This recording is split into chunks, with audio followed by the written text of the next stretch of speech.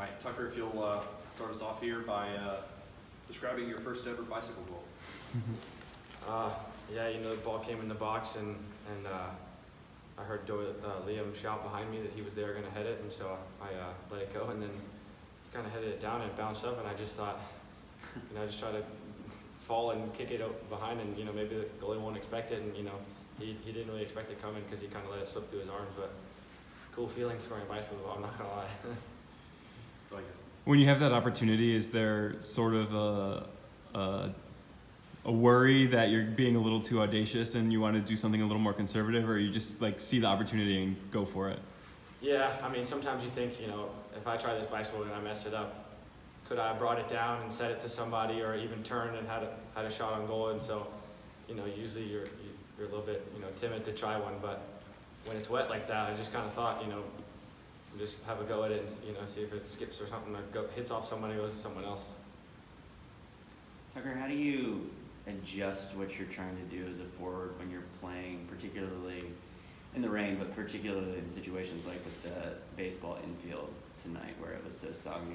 Yeah, you could tell early in the game that we weren't going to be able to play over there and pass the ball or anything. So, we just tried to, in the whole second half, we were just trying to get on the right side, or into the outfield, I guess, and play over there. So it's just more difficult, but you could see I was pulling off into the nicer grass, or more dry grass, I guess, most of the time, just to stay out of that area. It was really mushy, and you couldn't really jump that well, and couldn't dribble, couldn't do anything. So just we were trying to maybe go over left and then hit balls over into the better area. Justin, you played a different position than we're used to seeing you in. How did you feel that it went for you tonight? Did it feel pretty natural over there? Yeah, I would say so. I had a chance to be in that spot a couple times for the Open Cup this year. So, Gary approached me about possibly playing there, and I think it worked pretty well. It's nice having Kosuke there.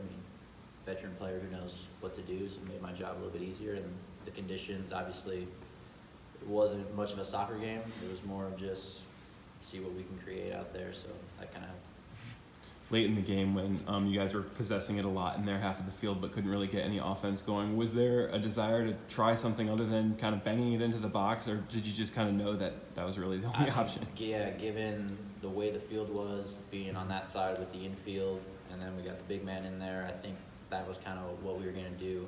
And maybe not just looking for Tuck's head, but maybe looking for runs off of him. I think, Rapapa got in there. So that was kind of our option, and they got a lot of guys back there, which made it difficult. The red card happened at the opposite end of the field from where we were, so it's hard to see. Was that foul on you? Yeah. Okay. What was your perspective of what happened there? Unfortunate for the kid.